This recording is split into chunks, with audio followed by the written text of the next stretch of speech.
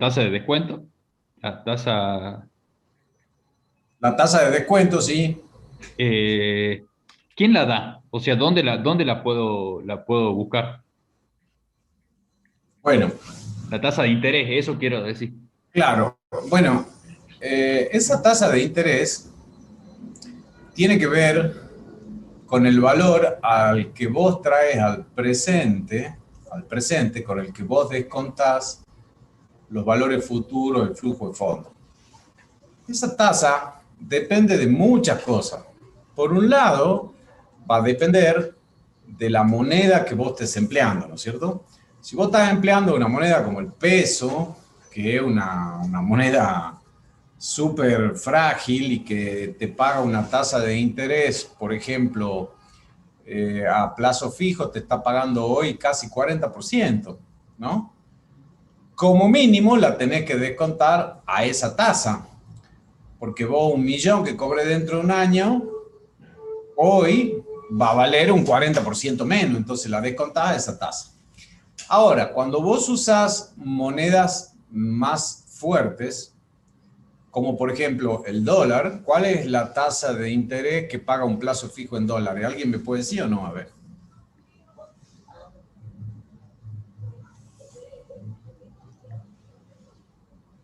Nadie sabe. Bueno, si ustedes entran a cualquier banco y ven, por Uno ejemplo, por ciento anual? ¿cuánto? 1%. Muy bien, muy bien. Algunos bancos te pagan el 1% anual y otros bancos te pagan el 0,1% anual. O sea que prácticamente la única garantía que vos tenés, entre comillas, es que dentro de un año vas a tener más o menos la misma plata. En el mejor de los casos, vas a tener un 1% más, pero de una moneda constante o mayormente constante. Porque ten en cuenta vos que el dólar también se devalúa. Tiene una inflación, pero nada que ver con nosotros. La inflación del dólar generalmente es 1 o 2% anual. Ahora, en pandemia, ha llegado a una cifra récord por el gasto público, está en el orden del 4%. Ahora, vamos al caso del proyecto de inversión nuestro. ¿Sí? El proyecto de inversión nuestro, yo le dije que lo hagan en qué moneda indexada. En UBI. En UBI. Si vos vas a hacer un plazo fijo en UBI, ¿cuánto es la tasa que te pagan los bancos? ¿Tenés idea o no? No, no sé exactamente, pero tengo la impresión de que si es parecido, o sea, si el UBI está relacionado con el dólar, también es la misma. El UBI no está relacionado con el dólar. El UBI y el UVA son dos monedas indexadas. El UVA está relacionado con el costo de vida, o sea, con el famoso IPC. Nada más que como se ajusta por día, el IPC, para calcular por día, el Banco Central lo calcula con el nombre de coeficiente de estabilización de referencia o CER. En el caso del UVI, esa es una moneda indexada relacionada con la variación del costo de construcción. Pero es muy similar al UVA todo, nada más que se ajusta con la variación del costo de construcción. El Banco Central también calcula el UBI día por día para que se pueda actualizar de esa manera. La tasa de plazo fijo que te paga un UVA, por ejemplo, es alrededor del 1% anual, porque cuando vos depositas y haces el plazo fijo en UVA, te lo calculan en base al valor que tiene ahora y dentro de 2 meses te dan la misma cantidad de uva que ha sufrido todos los ajustes de la inflación. Para que vos tengas una idea, de principio de año hasta ahora hubo solamente 5 meses y ya fue 22% la inflación. Entonces, en pesos te devolverían un 22% más la tasa de interés, un 23%, y llevas 5 meses. Imagínate, si esto lo proyectas al año, la tasa de interés total, si fuera en pesos, y probablemente logré más de un 50%, que es mucho más la tasa de plazo fijo en pesos. Pero a su vez es muy representativo de la variación del costo de construcción, que es el gran riesgo que tiene tu proyecto. Si vos lo vendés en peso y no lo ajustás con algún índice representativo y es arriesgado.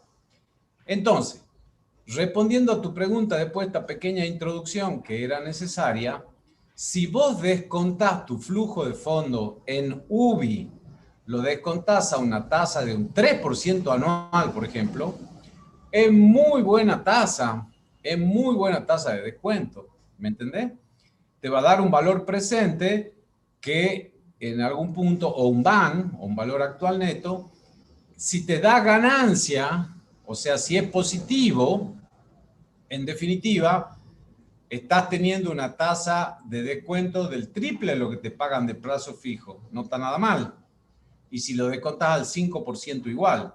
Lo mismo pasa con los proyectos en dólares. Hay alternativas en dólares para poder ganar más que la tasa de plazo fijo. Por ejemplo, los bonos en dólares del gobierno argentino. Esos bonos en dólares del gobierno argentino te están pagando tasas ahora que son el riesgo país, o sea, estamos en 1.600, 16% más la tasa del Tesoro o la tasa LIBOR, o sea, te están pagando 18% en dólares, pero nadie los quiere, porque tiene un riesgo enorme, ¿me entendés? Entonces, si vos haces un negocio en dólares y el flujo de fondos lo descontás a una tasa, por ejemplo, del 4 o 5%, es muy buena tasa. Si el BAN te da positivo, el negocio es muy interesante. Estás logrando 2 o 3 veces lo que es la tasa del bono de que te da el gobierno de los Estados Unidos. O sea, va a ganar mucho más dinero que haciendo una inversión de grado cero o investment grade o grado de inversión que no tiene riesgo, como el bono del Tesoro de los Estados Unidos. ¿Se entendió? Sí, sí, perfecto. Muchas gracias. Por nada, Juan. Entonces, resumiendo, la tasa de descuento va a estar relacionada de una manera u otra con la moneda que vos estás descontando. Si lo descontás como yo sugiero y lo trabajás el proyecto en UBI, que es lo más aconsejable, si vos lo descontás a una tasa del 5% y te da un BAN positivo, es un gran proyecto, ¿me entendés? Porque estás ganando 5 veces la tasa de plazo fijo que te está pagando en este momento un banco. Entonces, es interesante. ¿Se comprende? Claro. Sí, la verdad que, o sea, de todas formas creo que lo voy a entender más cuando pueda hacer los números, porque no estamos muy acostumbrados a manejar eso. Es Esa, así, nosotros manejamos mucho cálculo dinámico, estático, manejamos integrales triple volumen, pero por ahí el tema y en los conceptos de las finanzas no son un poco más desconocidos y por lo tanto al principio le va a costar un poquito, pero ya lo van a terminar entendiendo porque tienen una formación que verdaderamente es muy buena.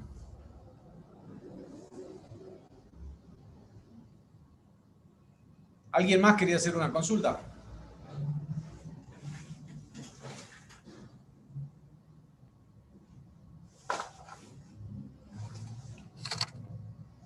Yo quería hacer una consulta de la parte del código de planeamiento. Cuando estaba viendo lo del código de planeamiento y la manera que lo habían dado por títulos y capítulos. Eh, una pregunta es que será de un código viejo porque cuando yo me fijo en el código de hoy en día es como que tiene otros Tiene otro capítulos, formato. otro formato. Así es, así es.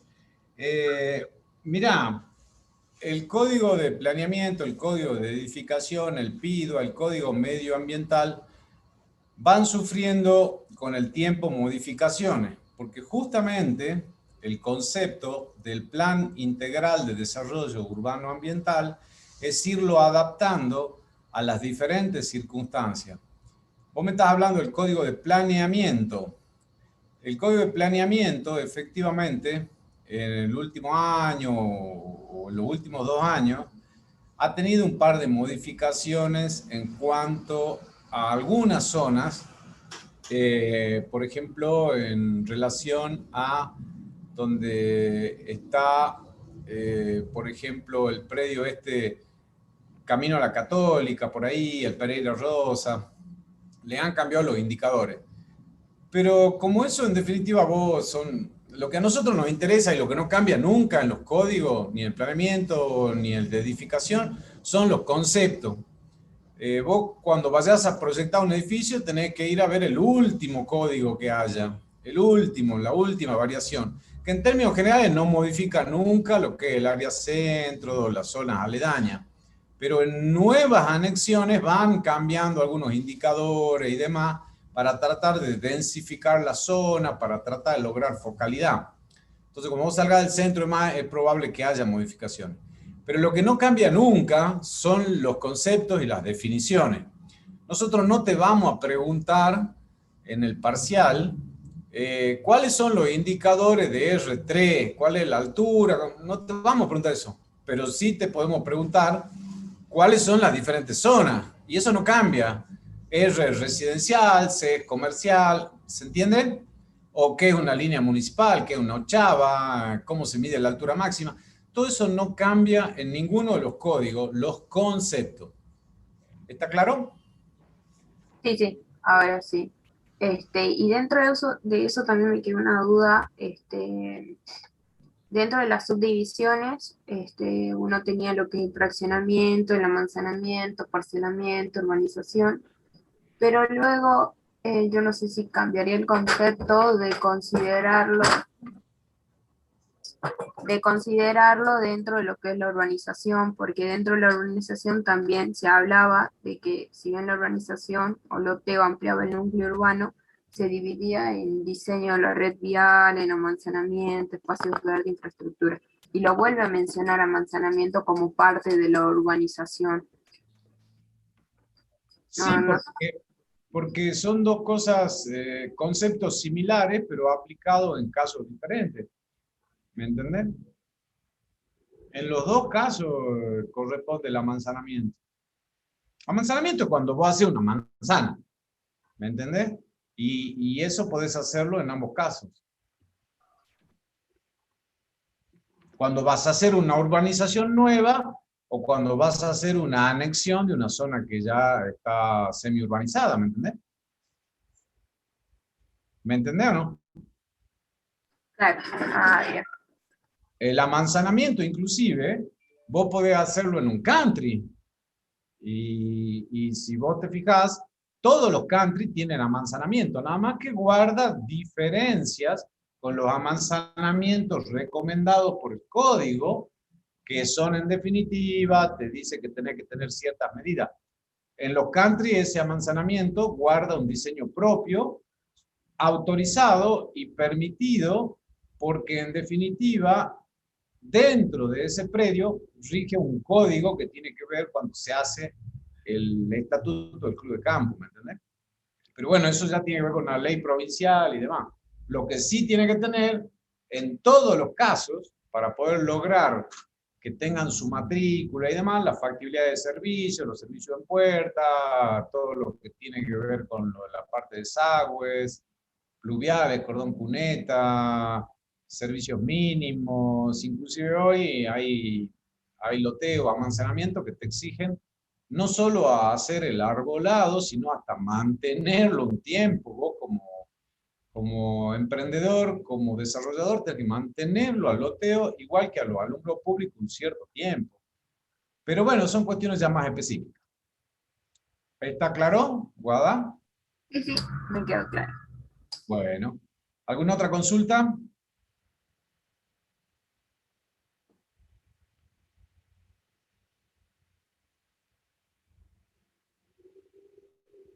Bueno, algunas cositas que les puedo ir diciendo en relación al parcial, porque ya lo tenemos elaborado. Lamentablemente, bueno, por cuestiones operativas no lo hemos, estaba programado para que se suba ahora.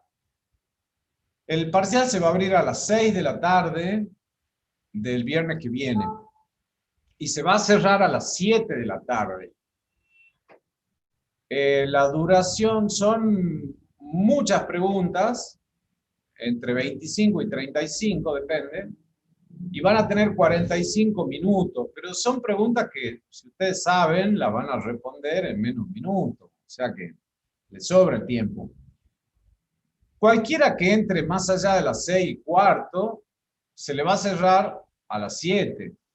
Ustedes ya conocen cómo es el sistema, entonces tengan en algún punto el criterio de tratar, y si entran a las 6:30, se le va a cerrar a las 7. Entonces traten de entrar más o menos a las 6 para que se les cierre con tiempo, con margen. En principio, los formatos de preguntas son 4 o 5, verdadero o falso.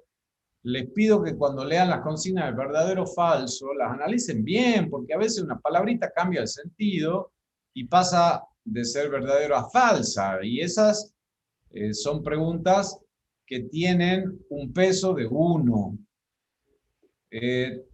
Todas las que no son verdadero o falso, las que son de emparejar, las que son de completar las respuestas, las que son de multiple choice, las que son de anexar y demás, todas esas tienen un peso de 2. O sea, lo que quiere decir es que valen el doble que la de verdadero o falso, ¿no? Entonces, mírenlas bien. En el caso de las que son de emparejar o la de multiple choice, muchas veces hay respuestas que son incorrectas, o la mayoría de las veces tienen respuestas correctas y respuestas incorrectas.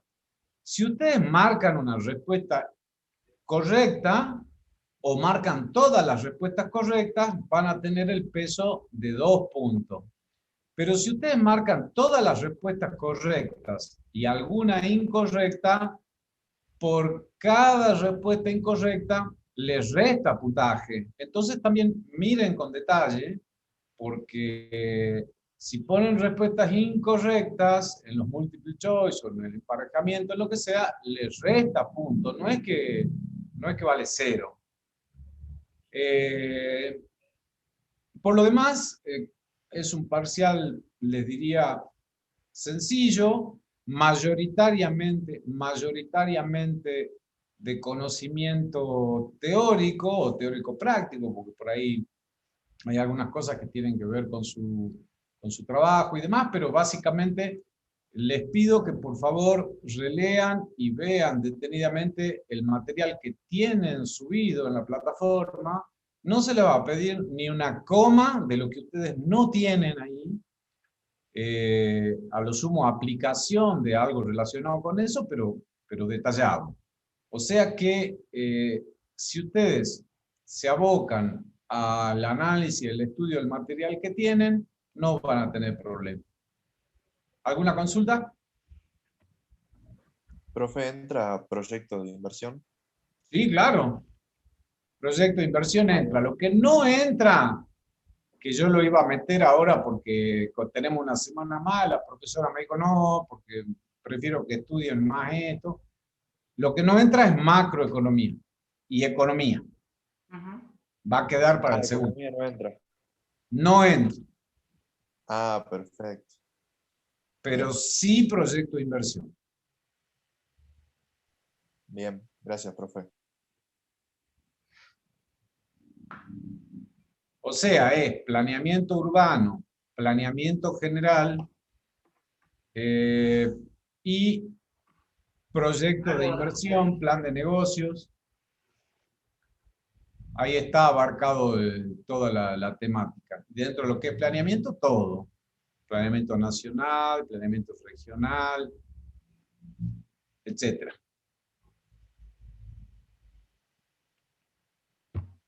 ¿Alguna duda? Buenas tardes. ¿Me escucha? Sí, te escucho perfecto. Bien. Yo tenía una consulta, pero se me hace que es la parte de conceptos de economía, de macro, de microeconomía, referido a las variables económicas. Hay una parte donde menciona las variables endógenas y exógenas. Busqué al menos lo que es variable endógenas. Lo que me dicen es que son variables que se encuentran dentro del modelo económico.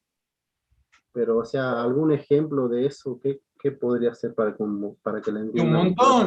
Tenés un montón de modelos. Por ejemplo, cuando nosotros analizamos la economía, sea micro o macro, desarrollamos modelos matemáticos principalmente, donde tratamos de relacionar un fenómeno con diferentes variables. A ver, te voy a dar un ejemplo.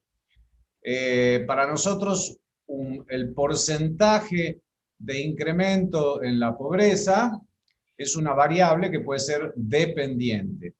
¿Y de qué va a depender eso? En base a un análisis económico que se puede plantear y analizar, va a depender, por ejemplo, de la variación en el índice de precio al consumidor, puede también tener relación con la variación del dólar. Entonces, ahí tenés variables del otro lado, que son variables dependientes, ¿sí?, que conforman un modelo.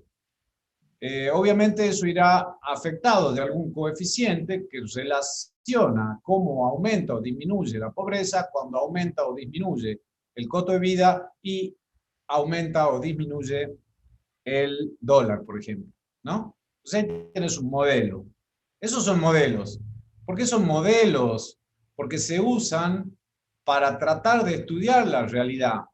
Pero el rigor de verdad, hay otros montones de cosas de lo que depende la pobreza, que en definitiva, por más que no haya inflación y por más que el dólar no varíe, va a seguir existiendo. Entonces, son modelos que nos dan indicios, nos dan posibilidades de hacer cálculos, pero vos sabes que hay un montón de otras variables que no se pueden medir tan simplemente, como por ejemplo la variable educativa, ¿no es cierto? O sea, vos sabés que si hay algo que ayuda a salir de la pobreza es la educación. Y bueno, pero ¿cómo relacionás eso? No digo que no se pueda.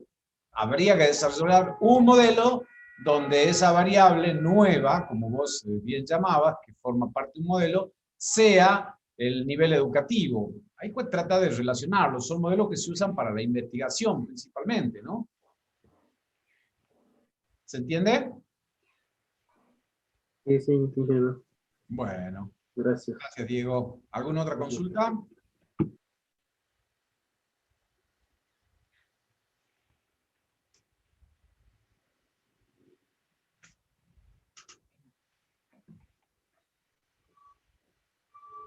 ¿Todo ok? Otra consulta en general. Vale, En Diego. la parte, cuando menciona recursos, menciona los recursos humanos y recursos materiales, Así es. eh, faltaría el recurso financiero mencionar en esta. También lo que pasa es que muchas veces los recursos materiales incluyen a los recursos financieros, pero sí podrías expresarlo por aparte y no estaría mal para nada. Pero ¿qué son los recursos financieros? El dinero. En el fondo es algo material, ¿no es cierto?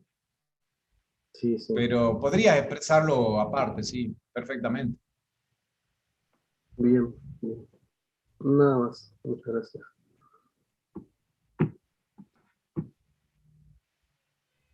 En la parte del planeamiento, cuando se habla de planificación global y sectorial, tengo entendido que la sectorial sería a un área, ya sea primaria, secundaria y terciaria, pero la parte global, ¿cuál abarcaría? Eso no lo tengo claro. Mirá, la sectorial, también la sectorial, además de los sectores de la economía, también se puede focalizar en otros sectores que en definitiva muchas veces forman parte, obviamente, e incluyen a los tres sectores en uno. Por ejemplo, muchas veces se hace planificación estratégica del sector energético, ¿no? Y en el sector energético no es primario solamente, no es secundario y no es terciario, tiene de los tres, porque el sector energético te involucra desde la explotación del recurso, si trabajamos, por ejemplo, sobre los combustibles, que son energía, tenés desde la explotación del crudo primario al refinamiento, a la distribución, ¿me entendés? Entonces, cuando uno hace planificación por sectores de la economía, también puede ser relacionado con una línea que tiene integración vertical, o sea, va desde la explotación del producto hasta el final, y se planifica para eso. O bien, también puede ser para el sector primario solamente, secundario o terciario. Y después me decías el planeamiento integral, ¿o cuál me referías? El global.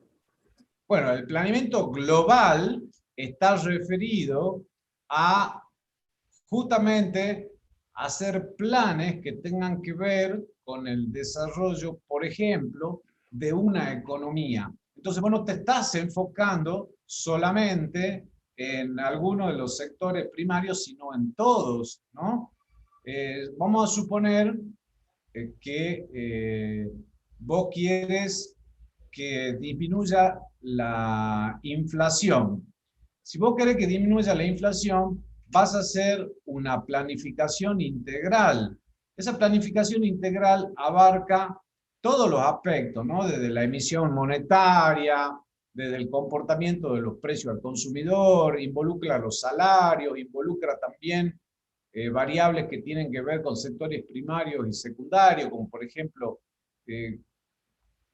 congelar los impuestos, no aumentarlos, que eso a su vez tiene que ver con una política fiscal. Entonces estás haciendo una planificación integral, ¿me entendés? También existe planificaciones regionales, como por ejemplo, cuando vos vas a planificar un recurso como el agua, se toma usualmente la cuenca, ¿no? Porque fíjate vos que nosotros, desde el dique Cabra Corral, ese recurso, como vos sabes, llega y es la que abastece de agua, por ejemplo, a Santiago del Estero. Por lo tanto, esa planificación tiene que ver con una región, pero esa región no es el no al NEA, sino es la cuenca. Lo mismo ocurre con el recurso leche, por ejemplo. Una cuenca lechera se planifica como tal. La cuenca lechera por excelencia acá es Santa Fe y Córdoba, y se hace mucha planificación para que ese recurso pueda, en definitiva, sostenerse, porque verdaderamente es de primera necesidad en muchos aspectos, ¿no? ¿Alguna otra consulta? Gracias.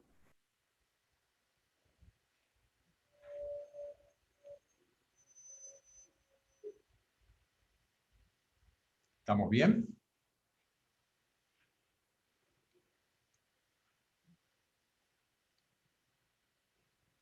Bueno, si no hay más consultas, pedirles por favor que estudian, que lean razonando lo que leen, las teorías, los apuntes, los PowerPoint que tienen, de manera tal que cuando los vean estén familiarizados, porque todas las preguntas están extraídas de ahí.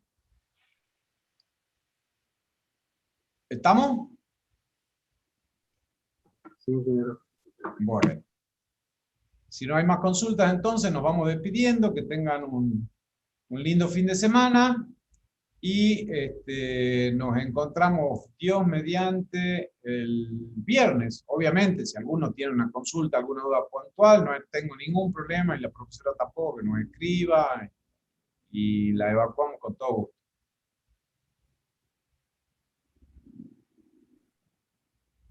Buenísimo, gracias, ingeniero. Bueno, Estudian, por favor. sí.